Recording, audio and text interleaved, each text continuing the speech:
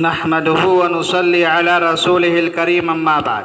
محترم حضرات، پچھلی مجلس کے اندر اپنے دلوں کو صاف رکھنے سے متعلق کچھ باتیں عرض کی گئی تھی۔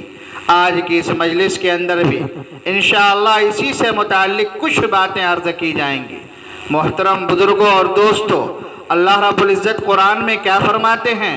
قد افلح من تزکا۔ جی ہاں، کیا فرمایا؟ قد افلح من تزکا، کہ کامیاب ہو گیا وہ شخص جو پاک ہو گیا۔ جی ہاں، کامیاب ہوا وہ شخص جو پاک ہو گیا۔ کیا مطلب ہے؟ مطلب یہ ہے جس بندے نے اپنے دلوں کو پاک کر لیا کفر سے، شرک سے، باطل عقیدوں سے، برائیوں سے، کینوں سے، کپٹ سے، حسد سے، بدگمانیوں سے، تمام گندے اخلاق سے، برے اخلاق سے اپنے دلوں کو پاک کر لیا، تو مسلمانوں کیا فرمایا؟ وہ بندہ کامیاب ہو گیا۔ کامیاب ہونے کا مطلب کیا ہے؟ مطلب یہ ہے کہ اس کی دنیا بھی کامیاب ہو گئی، اس کی آخرت بھی کامیاب ہو گئی، اللہ رب العزت بھی اس سے راضی ہو گئے، وہ جنت کو بھی پا لیا ہے، وہ جہنم سے اپنے آپ کو بچا لیا ہے۔ لاڈلے پیغمبر جناب محمد رسول اللہ صلی اللہ علیہ وسلم بھی اس سے راضی ہو گئے۔ اس لیے مسلمانوں، اگر اپنے آپ کو جنتی بنانا چاہتے ہو، اپنے آپ کو جہنم سے بچانا چاہتے ہو، اپنے آپ کو اللہ رب العزت کا مقرب بنانا چاہتے ہو، اللہ کو راضی کرنا چاہتے ہو، لاڈلے پیغمبر کو راضی کرنا چاہتے ہو، تو مسلمانوں اپنے دلوں کو صاف کرو، اپنے دلوں کو پاک کرو، اپنے دلوں سے گندگیوں کو دور کرو، اپنے دلوں سے برائیوں کو دور کرو۔ جب تمہارا دل پاکیزہ ہوگا تو اللہ بھی راضی ہوگا، پیغمبر بھی راضی ہوگا، تمہارے لیے جنت کے بھی فیصلے ہوں گے، جہنم سے حفاظت کے بھی فیصلے ہوں گے۔ حضرت ابو ہریرہ رضی اللہ تعالیٰ عنہ کیا فرماتے ہیں کہ دل بادشاہ ہے۔ جی ہاں مسلمانوں، کیا فرمایا؟ کہ دل بادشاہ ہے، اعضاء اور جوارے اس کا لشکر ہیں۔ بادشاہ اگر صحیح سلامت رہے گا تو اس کا لشکر بھی صحیح اور درست رہے گا۔ اگر بادشاہی بگڑ جائے تو سارا لشکر بگڑ جائے گا۔ اگر ہمارا دل بگڑتا ہے تو مسلمانوں یاد رکھو، ہمارے سارے اعضاء گناہوں میں ملوث ہو جائیں گے، اللہ کی نافرمانیوں میں مبتلا ہو جائیں گے۔ اسی وجہ سے نبی رحمت صلی اللہ علیہ وسلم نے فرمایا کہ مسلمانوں سنو، مسلمانوں سنو۔ کیا فرمایا؟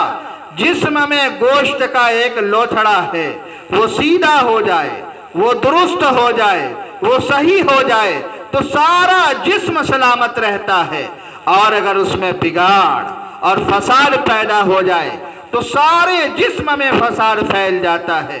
آگے کیا فرماتے ہیں؟ مسلمانوں سنو، وہ دل ہے۔ جی ہاں، کیا فرمایا؟ وہ دل ہے۔ دل صحیح ہوگا، تمہارے اعضاء صحیح ہوں گے، تمہارے اعضاء صحیح ہوں گے، تمہاری زندگی صحیح ہوگی، تمہاری دنیا بھی صحیح ہوگی، تمہاری آخرت بھی صحیح ہوگی۔ اسی وجہ سے مسلمانوں، انبیاء علیہم السلام کی تعلیمات میں سب سے اہم تعلیم دلوں کی اصلاح اور تزکیہ ہوتی تھی۔ اس لیے مسلمانوں اپنے دلوں کا تزکیہ کرو، اپنے دلوں کو پاک رکھو، اپنے دلوں کو صاف رکھو، اپنے دلوں کو بدگمانیوں سے پاک رکھو۔ بلا وجہ کے بدگمان ہو کر کے اپنے آپ کو گناہ میں مبتلا نہ کرو، رب کی نافرمانیوں میں مبتلا نہ کرو۔ اگر انسان اپنے دل کو پاک رکھتا ہے، صاف رکھتا ہے، تو ایسا بندہ جنتی ہے۔ لاڈلے پیغمبر جناب محمد رسول اللہ صلی اللہ علیہ وسلم کی مجلس لگی ہوئی تھی۔ آپ مسجد نبوی میں تشریف فرما تھے، صحابہ کرام آپ کے ارد گرد بیٹھے ہوئے تھے، مبارک مجلس لگی ہوئی تھی۔ اچانک لاڈلے پیغمبر نے دروازے کی طرف، ایک دروازے کی طرف نگاہ اٹھا کر کے دیکھا اور فرمایا ابھی اس دروازے سے ایک جنتی بندہ داخل ہوگا۔ صحابہ فرماتے ہیں ہم نگاہیں جمع کر کے اس دروازے پر دیکھ رہے تھے، ٹکٹکی باندھ کر دیکھ رہے تھے۔ اچانک تھوڑی ہی دیر گزری تھی کہ ایک بزرگ صحابی، انصاری صحابی اس دروازے سے داخل ہوتے ہیں، سلام کرتے ہیں، چپ چاپ مجلس میں بیٹھ جاتے ہیں، فرماتے ہیں یہ دن گزر گیا، دوسرا دن آیا، دوسرے دن مجلس لگی، آپ علیہ السلام نے پھر یہی فرمایا کہ اس دروازے سے ایک جنتی صحابی داخل ہوں گے، ایک جنتی بندہ داخل ہوگا، ایک جنتی شخص داخل ہوگا۔ صحابہ فرماتے ہیں ہم پھر ٹکٹکی باندھ کر دیکھنے لگے، اچانک وہی بزرگ صحابی دوسرے دن بھی داخل ہوئے۔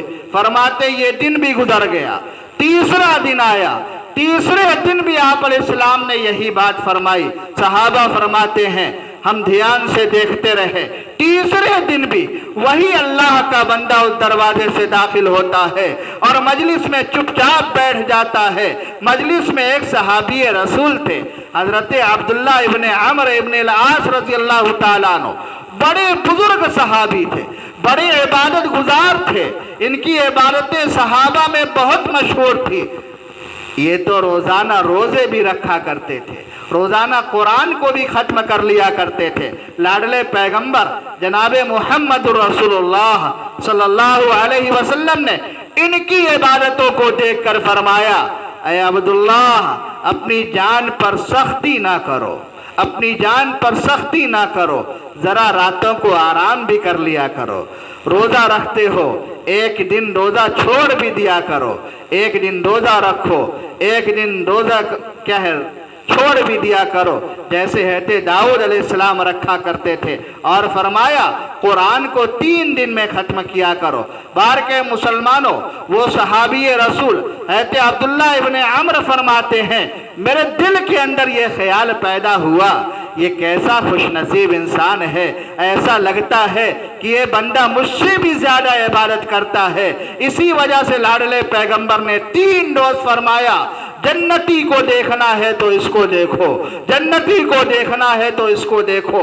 حضرت عبداللہ ابن عمرو فرماتے ہیں میں اس صحابی رسول کے گھر گیا تاکہ وہاں پہ مہمان بن جاؤں اور مہمان بن کر کے ان کی عبادتوں کو دیکھوں کہ وہ راتوں کو کیا کیا عبادتیں کرتے ہیں۔ ایسی کون سی عبادت ہے جس عبادت کی وجہ سے لاڈلے پیغمبر نے ان کے جنتی ہونے کی بشارت دی، ایک دن نہیں 3 دن جنتی ہونے کی بشارت دی۔ حضرت عبداللہ فرماتے ہیں میں دروازے پہ گیا، دستک دیا، اندر سے بزرگ صحابی آئے، پوچھتے ہیں بھتیجے کیا بات ہے، کیسے آنا ہوا؟ حضرت عبداللہ رضی اللہ تعالیٰ عنہ فرماتے ہیں میں نے کہا میں آپ کا مہمان بننا چاہتا ہوں۔ جی ہاں مسلمانوں، وہ زمانہ ایسا تھا کہ اس وقت لوگ کسی کو مہمان نوازی سے انکار کر ہی نہیں سکتے تھے۔ بزرگ صحابی نے فرمایا اندر تشریف لائیے۔ حضرت عبداللہ ابن عمرو ابن العاص رضی اللہ تعالیٰ عنہ اندر تشریف لے جاتے ہیں۔ فرماتے ہیں رات کو دسترخوان لگا، عشاء کی نماز کے بعد کھانا کھایا، کھانا کھانے کے بعد اپنے اپنے بستروں پہ پڑ گئے۔ فرماتے ہیں حضرت عبداللہ میں بستر پہ تو گیا، لیٹ گیا، لیکن چھپ چھپ کر چپکے سے دیکھتا تھا کہ وہ بزرگ صحابی رات میں کیا عبادت کرتے ہیں۔ فرماتے پوری رات گزر گئی، میں نے اس بندے کو دیکھا کہ وہ سوتا ہی رہا۔ جب فجر کی نماز کا وقت ہوا وہ اللہ کا بندہ اٹھتا ہے، مسجد میں جاتا ہے، فجر کی نماز پڑھتا ہے اور فجر کی نماز پڑھنے کے بعد پھر اپنے کام پر روانہ ہو جاتا ہے۔ فرماتے ہیں میرے دل میں خیال آیا کہ آج زیادہ عبادت نہیں کی، ہو سکتا ہے کوئی تھکان رہی ہو سکتا ہے دوسرے دن عبادت زیادہ کریں۔ فرماتے دوسرے دن بھی میں اسی طرح چپکے دیکھتا رہا، بستر پہ لیٹے ہوئے ہیں لیکن سو نہیں رہے ہیں۔ فرماتے ہیں کہ میں چپکے دیکھتا رہا کہ وہ بزرگ صحابی کون سا ایسا عمل کر رہے ہیں۔ فرماتے دوسری رات بھی گزر گئی، وہ اللہ کا بندہ عشاء کی نماز کے بعد بستر پہ آیا، پوری رات سوتا رہا، صبح فجر کے لیے اٹھا، فجر کی نماز پڑھ کر اپنے کام پہ روانہ ہو گیا۔ فرماتے تیسری رات بھی اسی طرح گزری۔ جب چوتھا دن ہوا میں نے اس بندے سے کہا کہ مجھے آپ کا مہمان بننا مقصود نہیں تھا، میں تو آپ کے یہاں آپ کی عبادتوں کو دیکھنے کے لیے آیا تھا، کیونکہ لاڈلے پیغمبر نے آپ کے بارے میں فرمایا کہ اگر جنتی بندے کو دیکھنا ہے تو اس کو دیکھو۔ ابھی اس مسجد نبوی کے دروازے سے جو بندہ داخل ہوگا وہ جنتی ہوگا۔ ایک دن نہیں فرماتے 3 دن فرمایا، اس لیے میرے دل کے اندر خیال پیدا ہوا کہ ذرا چل کر تو دیکھوں کہ آپ کی عبادتیں کیسی ہیں۔ فرماتے ہیں کہ وہ بزرگ صحابی کہنے لگے، بھتیجے جو میرے اعمال ہیں، جو میری عبادتیں ہیں، وہ سب تمہارے سامنے ہیں۔ میرا کوئی خاص عمل نہیں ہے، میرے پاس زیادہ نوافل نہیں ہے، البتہ ایک میرا عمل ہے۔ وہ کیا ہے؟ فرماتے ہیں پوری زندگی میں اپنے دل کے اندر کسی کے بارے میں نہ کینہ رکھتا ہوں، نہ کسی کے بارے میں حسد رکھتا ہوں، نہ کسی کے بارے میں نفرتیں رکھتا ہوں۔ اگر اللہ کسی کو نعمتوں سے مالا مال کرتے ہیں، نعمتوں سے نوازتے ہیں، تو وہ بزرگ صحابی فرماتے ہیں کہ میں اس پر خوش ہوتا ہوں، مجھے خوشی ہوتی ہے، میں حسد نہیں کرتا ہوں۔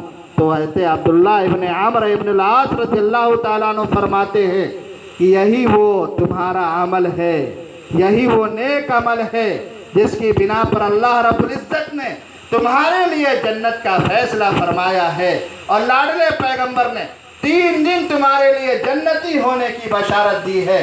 اس لیے مسلمانوں، اگر اپنے آپ کو جنتی بنانا چاہتے ہو تو اپنے دلوں کو کینوں سے پاک رکھو، اپنے دلوں کو حسد سے پاک رکھو، اپنے دلوں کو بغض سے پاک رکھو، اپنے دلوں کو نفرتوں سے پاک رکھو، اپنے دلوں کو تمام برائیوں سے پاک رکھو۔ اللہ تعالی ہمارے دلوں کو پاکیزہ بنائے، ہماری زندگی کو پاکیزہ بنائے۔ اللہ تعالی ہمیں اپنی رضا والی زندگی نصیب فرمائے۔